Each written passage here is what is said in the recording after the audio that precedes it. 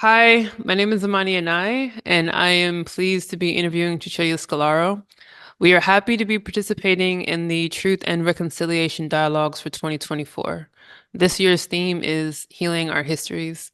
Today we'll be discussing the role of design in contributing to more ecological and just futures while healing the wrongs of the past and present. A little bit about Cecilia. She grew up in Italy and since 2008 has lived in Amsterdam with her partner and son. She is an educator and consultant for responsible design with a background in design and almost 20 years experience across several industries, roles, and companies. She focuses on responsible design to prioritize respect, social equity, and sustainability in the designing of businesses, products, and services. Welcome, Cecilia.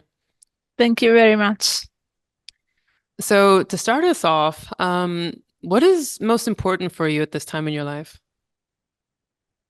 Yeah, that's an important question to start with. Yeah, I've been working in the space of responsibility for the last 5 years, and I've been encountering a lot of different people and work. And for me right now, I'm trying to get more connected, with all of these people. I recognize that this work is not always easy and that we are often struggling in very similar ways. So I feel how more than ever getting together and creating communities is important. So that's a lot of my focus at the moment. Yeah, that resonates. On that note, this year's theme is healing our histories. In this moment for you, what aspects of your identity are calling for healing, community, and dialogue the most? Yeah, all of them. It's a very it's a very peculiar time we are living in, and it's like a lot of the systems that regulate our life are kind of coming into some kind of crisis. Someone call it polycrisis, right? So a lot of it is because we have been living in systems that have been disconnecting ourselves from our ecosystem, from nature, from each other, but also from ourselves, from our authentic self with myths around, success or individual goals, or hyper productivity, hyper consumption. All of these myths have really created a disconnect, and that requires healing. That disconnect is at the root of a lot of the problems that we experience today, from climate change to wars to all sorts of marginalization. And and there is a possibility for to be different, to be healing, to be reconnecting. It starts with relationships again, to connect also mentally from something that we inevitably are anyway connected with in the systems, in the nature we live in the societies that we live in. Yeah, and you've been deeply connected and grounded in this work as a practitioner for some time. What role has courage and emotional resilience played in your advocacy of responsible design? Well, yeah, as I was mentioning before, this is not always easy work because it really makes you face all the ugliest part of the world, of the societies, and yeah, sometimes it's hard and it's very taxing for people. There are a lot of people that have burnouts or can't bear the whole weight that sometimes it requires. So for me, it's not that I have special courage or special emotional resilience. Is more than I got in connection with other people that are on similar journey, and that they also want to bear witness to the suffering of the world, but also want to imagine futures that are, more resilient and more regenerative and better for more people. So yeah, it has to do again with community. Yeah, and that optimism is so critical to our work as designers. In what ways do you find yourself expressing your hopes, in your optimism for the future in your work? Well, almost everything I do is the reflection of my hope for the future. Otherwise, I wouldn't do it. Yeah, I decided to focus on this specific area because for me, that was the only thing that I could do. And in a way, I also feel that I'm doing exactly what I'm supposed to be doing, which is a nice feeling to have. And that hope doesn't come without, sometimes desperation or sometimes grief for the change that has not happened, for the suffering of people, but also for the recognition that some of the way that we live needs to decay, and die and become compost for a better future. So that is a complex set of feelings and emotion to deal with, but they are all interconnected. Yeah. And on that note, one of the things that we are excited to do is talk about your project that you recently launched, Design Reparations. And just to give a bit of context to the audience, Design Reparations is focused on building relationships of understanding, care, and reciprocity between the design community and the traditional indigenous communities around the world to support ecological and just futures in design and beyond, which sounds incredible. To start us off, how does this theme of healing our histories intersect with the work of design reparations? Um, well, design reparation was born with really a conversation between me and Tiago Villas-Boas, and we both have studied design, worked in design, but Tiago has also worked a lot with indigenous communities around the world, and I had been busy a lot in deepening my knowledge around decolonization. So we saw all like how all these things were coming together, and we decided to work on, let's say, a platform, but not a technological platform, a bridge that could bring together these two different worlds. And we could not do that without recognizing the history behind a lot of these people had to live with. And so we really built the idea of relationship and reciprocity and healing. That's why reparations, right? Into the foundational functioning of design reparations. I was just talking about it with our common friend Patty, and she immediately, when she heard the explanation, she was like, "Yeah, absolutely, that's a great Yeah. connection with healing our histories," and that's how this connection started. So it's very much rooted in the same principles. Yeah, awesome. Thanks for that overview. The terms design and reparations often require great context and clarity to really anchor Yeah. them in something meaningful and meaningful conversation for folks. What do these terms mean to you? And how do you often have conversation around them?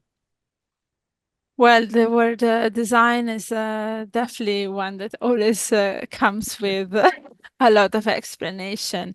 Um, so I decided to adopt a very wide definition of design and that doesn't necessarily gatekeep this term for people that have gone through like formal education of design. So design, and that was also very well explained by Papanek many years ago, is like everybody's a designer. Everybody that puts some kind of intention towards a specific future is a designer. So that can be, people that work in innovation, but also people that just are trying to reorganize their desk. That's what the example that Papanek was bringing. So I'm really keen in allowing everybody that feels that they are designing to be calling themselves a designer. Um, but in the way that design is sometimes most of the times is used in Europe or in the north of the world, has a very strong connection with the Industrial Revolution and a certain practices that are connected to it. But that is not the only design that has existed in human history. And I think that is a very important realization that we must have and that we must discuss about in the design community. We have a very limited definition of what design is. Reparations, on the other side, is a term that we have discussed about whether we wanted to adopt it, because reparations has a very legal kind of baggage that it brings with it.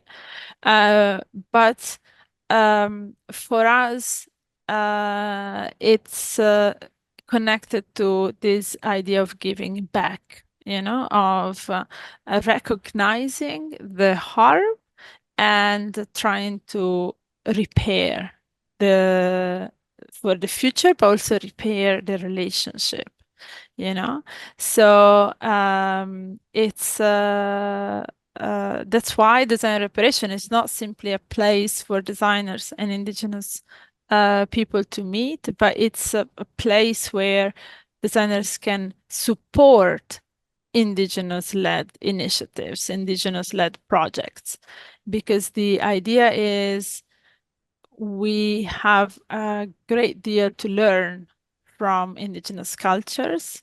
Many mentioned the figures that indigenous people are only 6% of the global population, but steward up to 80% of the global biodiversity. But beside the numbers, when you actually, talk with people, you get in the relationship with people from indigenous cultures from all over the world, you realize how much they are connected with their ecosystem and how much they are aware of the interrelations and the consequences of the decisions that they take. And we fundamentally have lost that capability in our capitalist societies. So if we are really looking forward a more regenerative, sustainable future, we've got a lot to learn from indigenous people. Yeah. And I can imagine even getting access to these communities is a form of privilege and kind of an honor, and being able to bridge their connection with the global design community is a delicate task. How does one respect the sacredness of indigenous knowledge while making it accessible and relevant to a global design community? Well, that's a very, very important question. I mean, it starts with the personal relationship, as we said before, right? So it's an invitation that needs to be respected, um, and but with the invitation, it comes a relationship, right? So you actually start, becoming friends, with some people and understanding them in the complexity of their human experience that goes beyond the label that they have or the value that you are identifying in their culture. So it starts with that, but it also starts with decolonization of your own perception. So in the north of the world, we've been taught a lot, sort of hierarchy of knowledge of culture. You know, there is this idea of that is knowledge and that is just folklore. You know, Mm.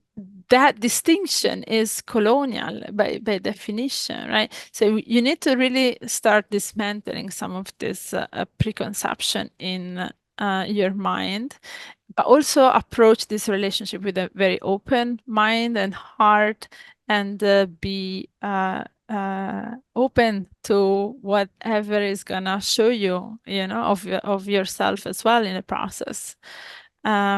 So it's indeed a delicate journey, but um, I can tell you that every encounter that I've been having has been incredibly enriching and never felt like I was, uh,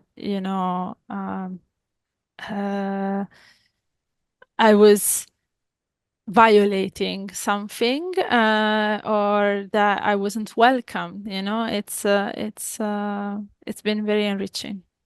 Mm. One of the things that I'm sure you enjoy is being able to bring your whole self to this work. How do you balance between authenticity, while creating a safe space for dialogue on topics such as reparations, decolonization, responsible design, and especially with indigenous communities and this broader corporate kind of design community? I think that it has a lot to do with the depth that you're willing to walk in. So if you are really willing to connect, like human to human or human to non-human, by the way, at a very deep level, it's it's a place of vulnerability, right? And that is a place where people can be authentic and be safe, because we are all sharing that vulnerability. You know, we are all sharing that kind of superation of certain categories or certain labels or even certain ideologies. You know, it goes somehow into a more important dialogue. Um, so, but that is the prerequisite, is that open heart, that wish to be vulnerable, and that is not necessarily, I don't know, something that you need to have a course about it. Yeah, it's really in your attitude. So, yeah, that is the critical part, I believe. Yeah. And as an educator, I'm sure, you're guiding people through this journey, in terms of educating them about design reparations and decolonization, and at the same time going through it yourself. How has your work with indigenous communities deepened your capacity to critically examine your own role in perpetuating or challenging, systemic oppression, and some of these concepts that you're introducing?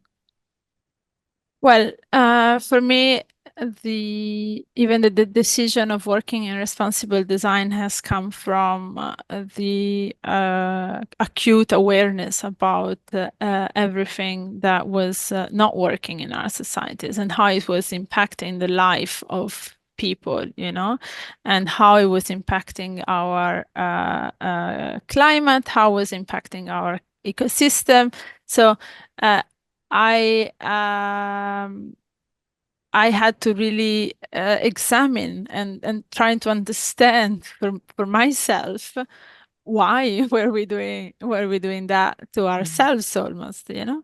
Um, so for me, getting in touch with certain indigenous culture allowed me to see something different, you know, to understand that there were other ways that were possible, other ways of relationship that, you know, we didn't need any kind of new framework put together by some I don't know genius white guy that writes a book about it.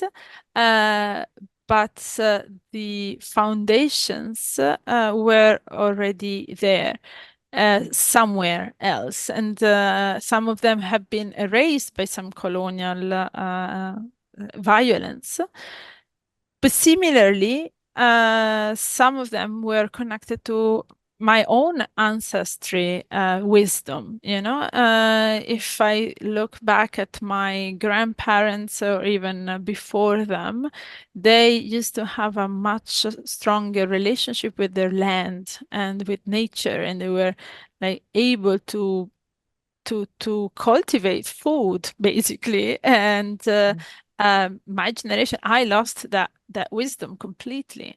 So um, it's about healing our relationship with indigenous people, but somehow it's also healing the relationship with our own roots as well, that also have been erased by um, globalization and like universalism and modernism that projected everything always in the future. And there is a lot good that came from it. I'm not just like wiping everything away, but it's about kind of questioning, what else is possible, what else is out there. And I'm very grateful that I'm in this journey allowed me to do that. Yeah. It sounds like it's definitely been a fulfilling one, so far, and one that's had impact. Why is it important for designers and companies to not only care about but contribute to just futures?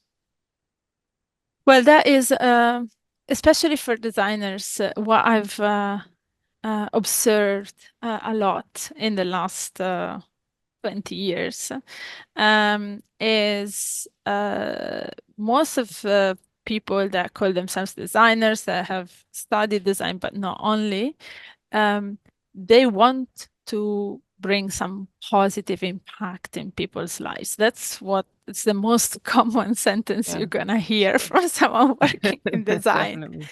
And there is this drive, to do that. And then most of them end up in companies, pushing pixels, as they say in the design world, or doing really unfulfilling kind of work. Um, and there is basically a disconnect between their ambitions and what they would like to be bringing and what they actually their market offers them. So design reparation creates the opportunities for designers to have other opportunities. I mean, it's first in terms of really connection and relationship, understanding and learning different perspectives and learning a lot of the established practices in design that they never questioned. Um, but that is ultimately reconnecting with their original wish, of doing good. And similarly, companies, that have regenerative goals or purposes, and they really, uh, are somehow very vocal about them. While design reparation is very concrete ways for them to show support to indigenous people that are uh, at the same time the source of so much wisdom, and at the same time very much threatened and marginalized around the world for often the same reason. So it's trying to bring it to very concrete, down to earth, connected level. Yeah.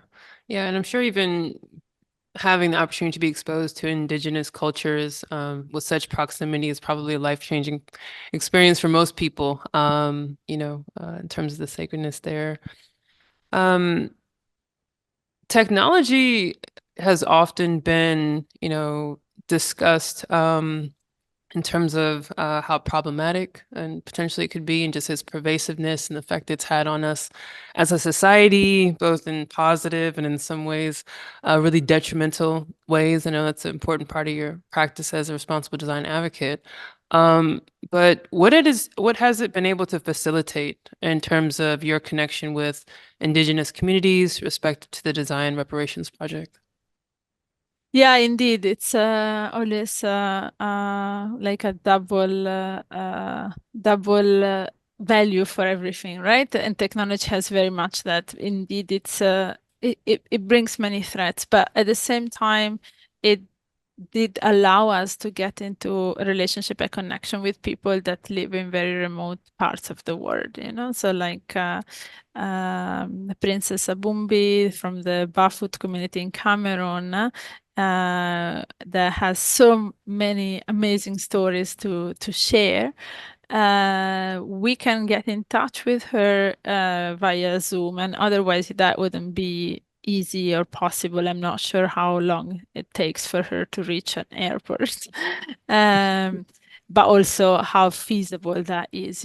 So it's that is very powerful. That is very important, and I think that shouldn't be understated. But that also, for me, tells something that a lot of the stories that we hear or we tell about technology talk about the rise of convenience in the life of privileged people living in cities. And that is such an uninspiring story for me to hear anymore. There is the need for technology for many people in the world for very positive impact. And that's, well, reconnected with Papanek that was mentioned before, is about designing for the real world, and not just for a bunch of a very small group of privileged individuals. Yeah, indeed. Just circling back to some of your inspiration for this project, who do you most admire in terms of their efforts to decolonize design? Well, for me, I first came in contact with this concept of decolonization and design together with Dorit Tanstal, and I think that her book, Decolonizing Design, should be read by anybody that call themselves a designer. And also, really helped me trying to unpack the role of modernity and this obsession with new, the obsession with future that a lot of design culture still carries.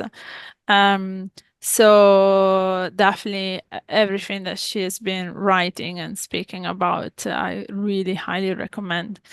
And and I really like also the work that the Future of Design Education, which is a group that worked on a guide for design education for pluriversal design. I really recommend the paper that they wrote. I mean, we can add the link later, but I think it's very interesting how within an academic perspective, because that's most of the people were coming from an academic world, were they were discussing about even the definition of academia, the definition of knowledge, and how colonial that can be, and the colonial roots that it can have. And so, yeah, very, very interesting kind of work. And lately I'm reading Feminist Designer by Alison Place. She's an editor that brought together a number of different authors and thinkers and designers that touch upon all different areas of design, but the the premise is very much decolonial and feminist and equity based. So yeah, it's a very nice book. Yeah, definitely. We'll be sure to include some links to those different projects and bodies of work. Thank you for sharing that. And lastly, and most importantly, at least respective to the project, how can individuals and organizations get involved and support the work of design reparations? Well, we put out a website last week also, or a few weeks ago. And we are collecting a lot of people that are interested in participating. And for now, design reparation takes mainly the shapes of workshops and educational journeys. The first, one of the first will be in Eindhoven at the Dutch Design Week in October. Which is a design fair.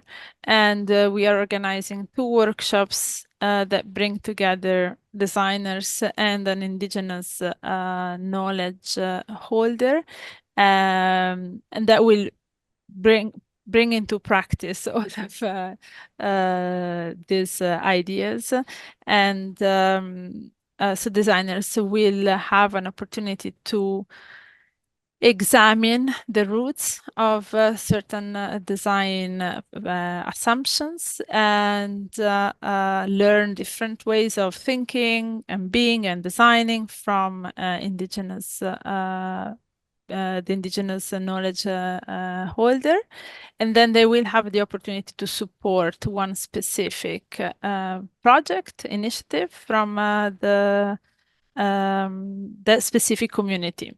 So that's the whole idea of reciprocity and reparations built in a workshop, which is a bit of a small size, but yeah, in the context of a design fair, that's gonna give a bit of a taste of what it can be. Yeah, awesome.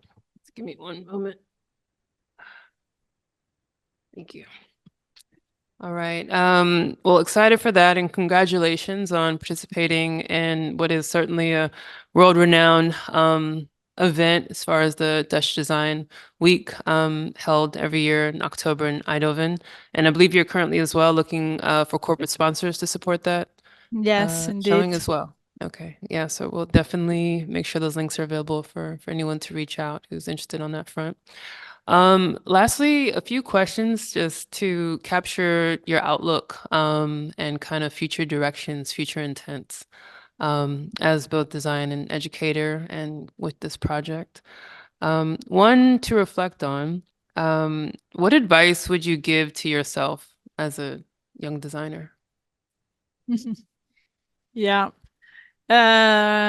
Difficult to have one, but let's say that I would tell her to look for the work that makes her heart beat, that really excites her, that is, you know, that connects also with her values.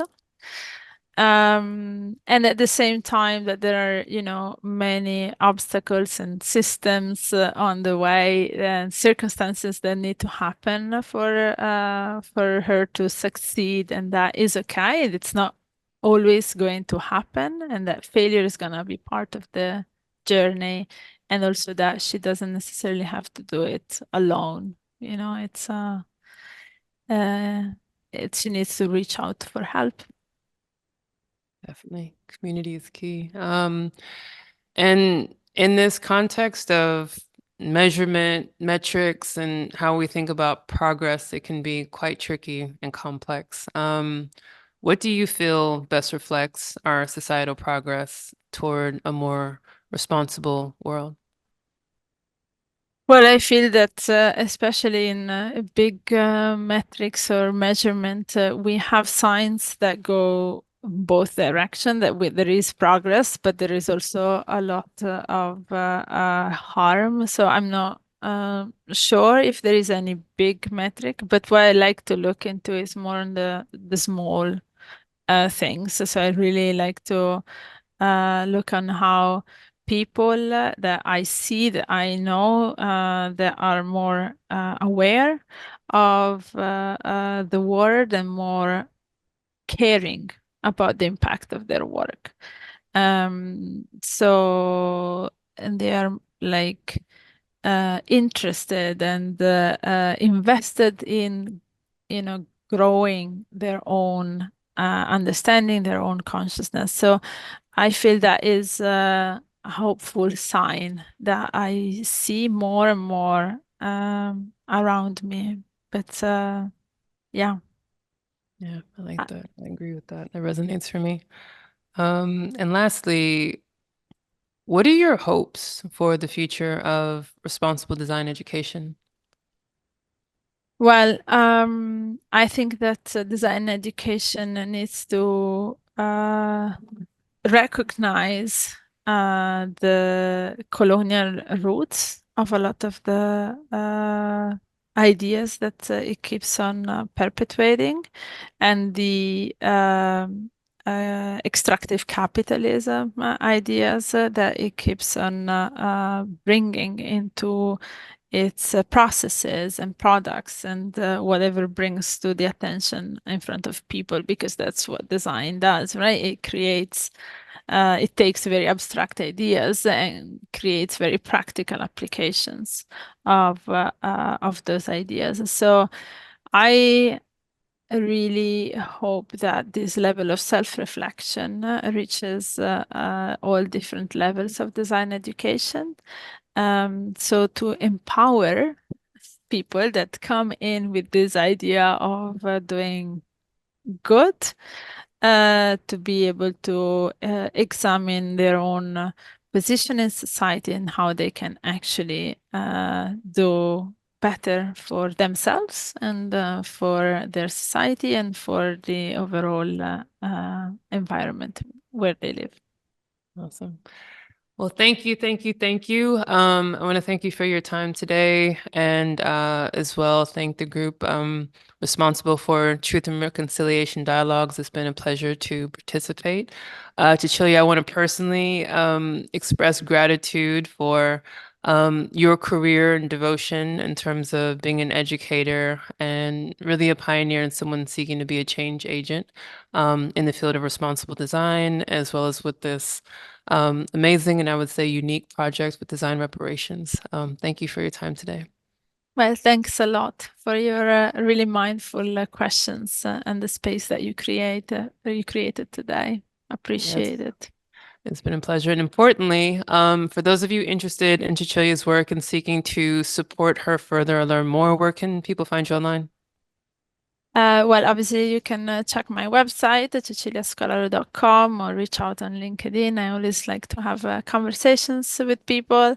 And specifically for design reparations, you can check out designreparations.com.